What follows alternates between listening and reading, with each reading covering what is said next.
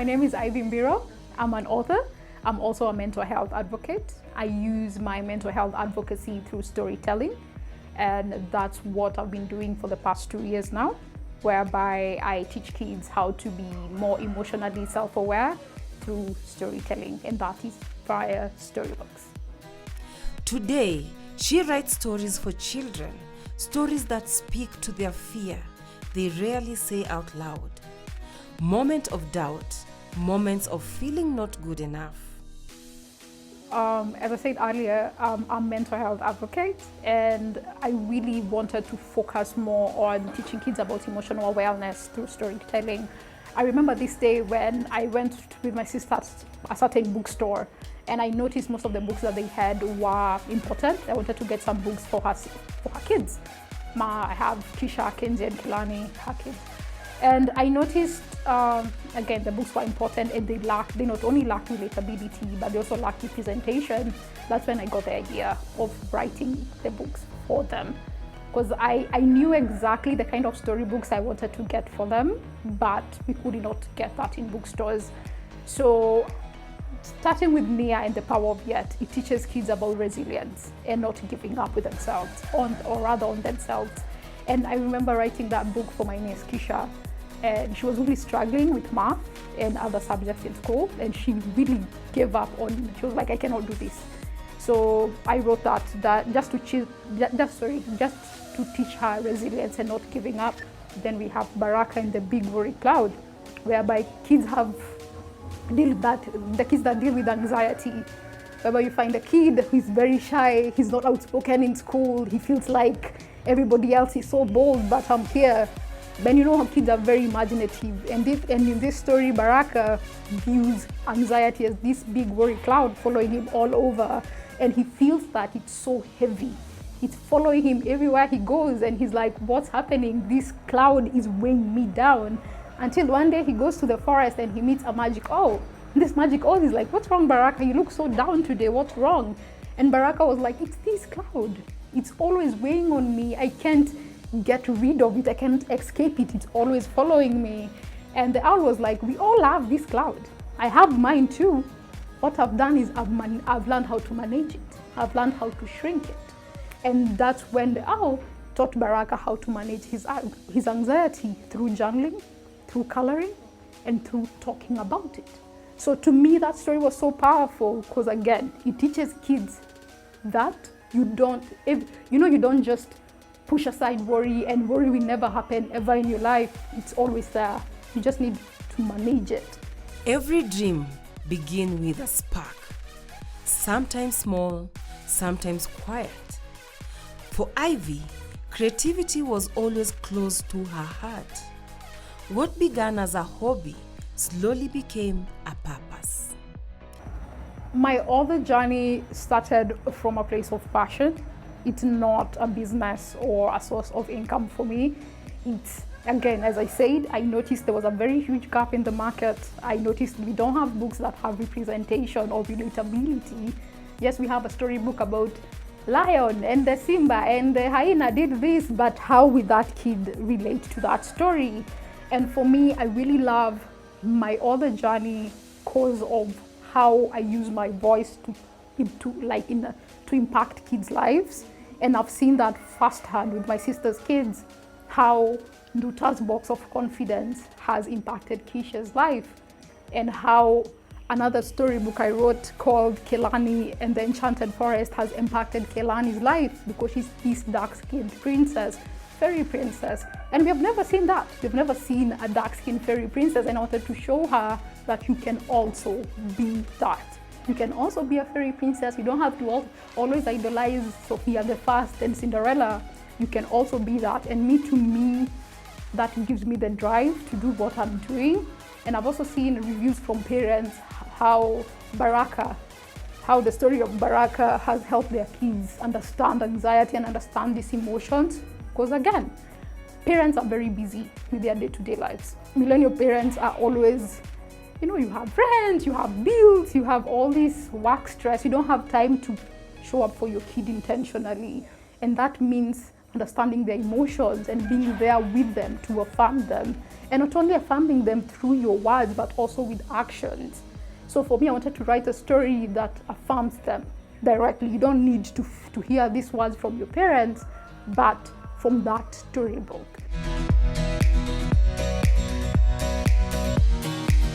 So I was a very, let's say, very, very interesting kid who was not so, yes, I was very outgoing, I was very creative even as a kid, but I've always been a very curious kid, and I think now is when I realize, or rather I understand how that has also impacted my life to date.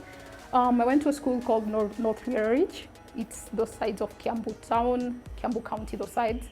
And I went there from, I think, class 5 all the way to class 8, then transitioned from now high school, then uni and all that. Yes.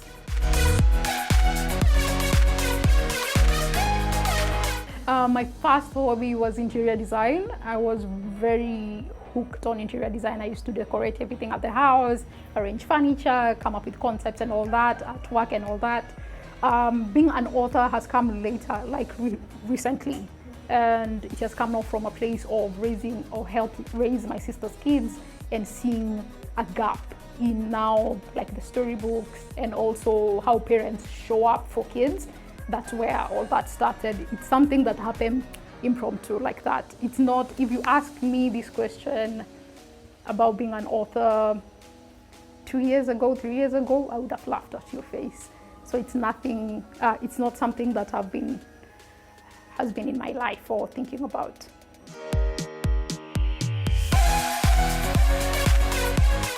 Interesting enough, my dad didn't know I write storybooks. He learned about it a few months ago, and his reaction was very interesting. It was not from a place of, what are you doing with your life or whatever. It was from a place of, it's about time. And you know, he's not a man of many words. I appreciated that. And what I would have appreciated more is more validation. With a background in psychology, Ivy turns those feelings into lessons of courage. Her words reminds young readers that no challenges is too great, and every step forward is part of learning who they are. I feel like all the things I touch on in my stories are things that I missed growing up from a very young age. I'm talking about confidence, courage, being taught about resilience. You know, being raised by the typical millennial parents, you're not taught about these things. They really don't show up for you like that. And I felt like that's something I didn't want my sister's kids to go, you know, to grow with, like performing poorly at school. You don't, instead of your parent holding your hand and telling you, you know, teaching you about the power of yet, yanachukua kiboko, and they're beating you and condemning you and telling you all these sorts of things. And even about confidence, like showing up like dark-skinned, and that's what I'm trying to do for Kelani, is like writing this storybook about this beautiful fairy princess and teaching her about, you know, to be bold enough in her skin. And I feel like most people even tend to bleach their skins. It's because they lacked that growing up. They did not have that parent who told them, you're beautiful the way you are. And to me, it's very important for parents to affirm their kids at a very young age. Because if you don't, you're going to see all the repercussions. Of late, we see people, Ozempic this, bleaching that. Why is that? Ask yourself, why is that? Because that kid growing up, they were body shamed. But the parent, what role did the parent play in that? How did you sit down with your kid and tell them, they're saying this about you, don't worry, you're like this, you're, you know, affirming the kid. Nobody, you know? And for me, that's why I said, I write these storybooks for those parents who don't have that kind of relationship with their kids, because again, not every parent will like sit down, you are affirming your kid, you're making your kid feel safe, feel seen. Nobody has that time, or rather, not many parents show up like that. But my books do that for the kids. And yeah, for me, I wish I had Me and the Power of Yet growing up. I wish I had Nduta's Box of Confidence growing up, Because if I had it, I kid you not, I would be a very different person now. Hi guys, you're watching Millenial on the Move. We'll be right back after the break.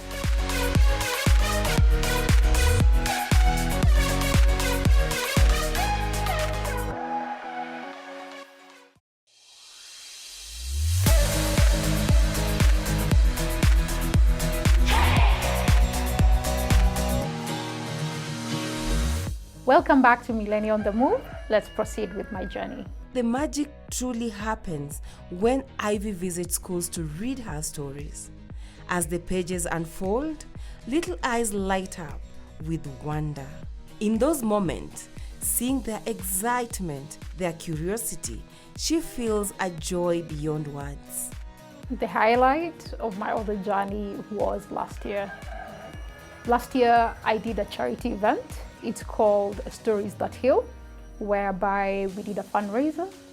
The challenge was to get to publish, or rather to print 500 books, which we were to donate to the less fortunate areas.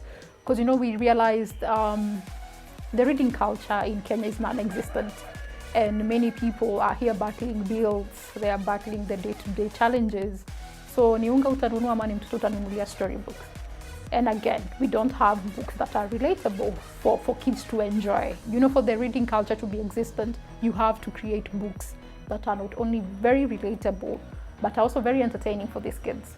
So we did the fundraiser, and I really thank God because we were able to get to hit our target, which was getting 500 copies. We managed to visit 5 children homes, where we went and engaged the kids with storytelling, just talking to them about the importance of reading, and also talking to the management about introducing like a library in their centers.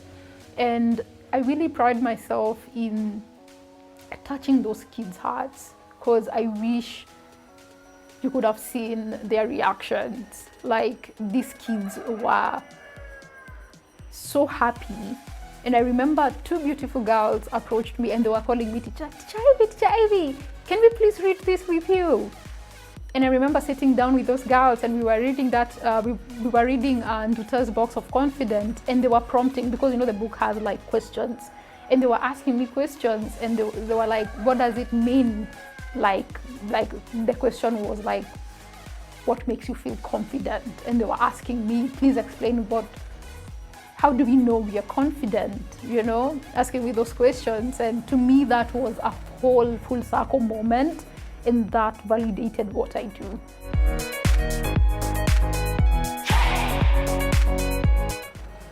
So as a Kenyan author, a Kenyan self-published author has been a very interesting journey.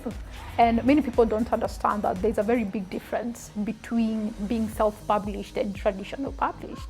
Being self-published, okay, let me now give you being traditional published, it means you're signed by a publishing company. They handle everything for you. That is book printing, book formatting, editing. If it's a storybook, illustration, everything is done for you. Your work is just to sit down and receive royalties. But for me, I'm a self-published author, meaning all that falls on me. So I had to teach myself how to illustrate, how to teach myself how to edit, how to format, how to market my book, and also how to look for distributors.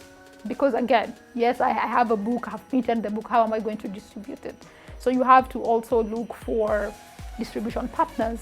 So that has been a bit challenging, because you'll find there are bookstores that cannot work with you because you are unknown. Because again, they're also in business. I don't fault them at all, but that's one of the challenges we go through. And also, again, as an unknown author, you have to work 10 times harder to get your name out there, or to get people to trust what you're talking about, or rather what you're selling, which are now the books. But I really loved the learning curve. I've loved it, I've embraced it, and I wouldn't change it for anything.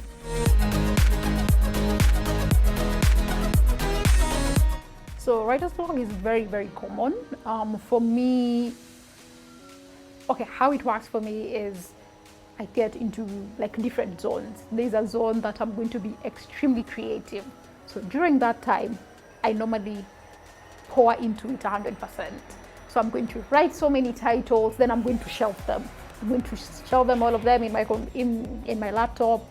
Then I take a break.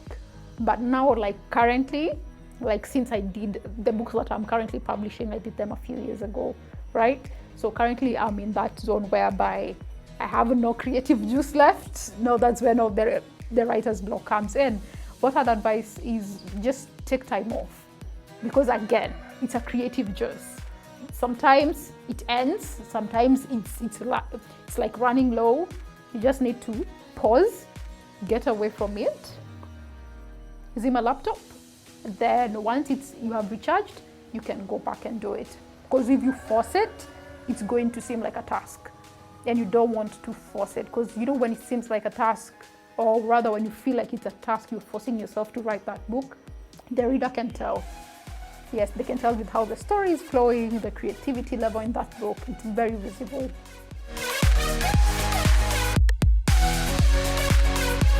In the next few years to come, I want my series, or rather I'm praying for my series, Guardians of Jamhuri, to be anime, to have like an animation version where kids can watch it on YouTube, in TV, because again, it's a very, very interesting series. For my other books, for the younger kids, for my storybooks, I want to partner with schools. I want to partner with local libraries. I want my charity foundation to be big, and we can go to many communities and set up like libraries in communities and stock them with so many books for kids to have access. So for me, that's my long-term goal. I really want to ensure each kid, or rather to try and ensure each kid has access to a storybook.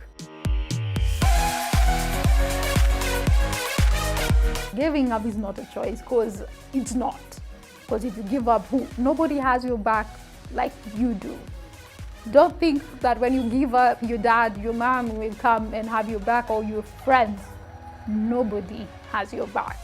So even if it feels tough, even if it feels very challenging, always look at the brighter side. I feel like as millennials, we care too much about people's opinions. And I feel like if you do that, that's going to create a very huge stumbling block in your progress in life, because you're going to turn into a people pleaser. You're going to become a doctor because that's what your dad wants, but deep down you want to become a singer. You're going to become something else, but deep down your passion is in dancing. So I feel like people should learn to embrace what their passion is and stop people pleasing, and they should also learn how to commercialize on their passion. The advice I have for young people is, from a mental health point of view, is I'll tell them to speak up. To speak up, because from a very young age, I saw how not speaking up affected me and how that has translated to my day-to-day life. So for teenagers, I know they carry a lot. The whole transition from childhood to teenagehood, the hormonal change and all that, I know it's a lot.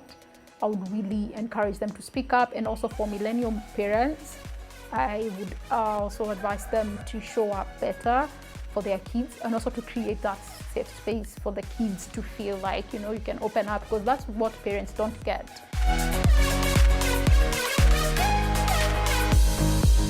So when I'm free, obviously I write. That's one of my hobbies. I also love painting, and also doing a lot of research in line with now my books and how to better myself as an author. Through her stories, children are reminded to believe in themselves, to explore their dreams, and to let their voices be heard. Because Ivy's words aren't meant to dim a child's light. They are meant to help it shine brighter than the stars. So I normally do a lot of research. I don't just write for the sake. Like for the young kids, so how I've structured my catalog for my books, because I have a few titles, is we have the books for the young ones. That is where now I mainly focus on emotional wellness. That's teaching them how to express and to understand their emotions. And for you to write such heavy storybooks, you need to do a lot of research in regards to child psychology, like from this age to this age, when does a kid develop ABCD, certain emotions, blah, blah, blah, like that. So I do a lot of child psychology research to help better my book, and also the questions that I pose are also in line with that. And I remember there was a psychologist who saw my book, and that's the first thing she asked: have you done psychology? And I told her, no, I haven't, but I do a lot of research to help write the same book. For the teenagers, I have 2 titles for mental health. That is, the first one is Kibe. Sorry, I have so many titles I tend to forget. That is Behind Kibe's Smile, about a boy called Kibe who's struggling with depression. Then I have another book called Kaya's Quiet Storm, about a young girl who's in high school called Kaya Moinde, who's struggling with perfectionism, which triggers anxiety.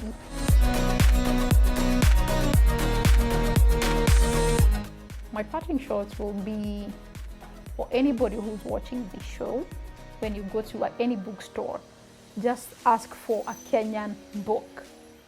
If it's not my book, just any Kenyan book. Buy that book, promote a Kenyan author. We really need it. Promote any Kenyan author you get, be it a novel, be it a storybook, be it anything. This is inspiration, this is purpose, this is storytelling that empowers. This is Millennials on the Move. So you can find me on all social media platforms at Storytime with Ivy. That's where you can get my catalog and all the books. Thank you so much for your time, and thank you for having me.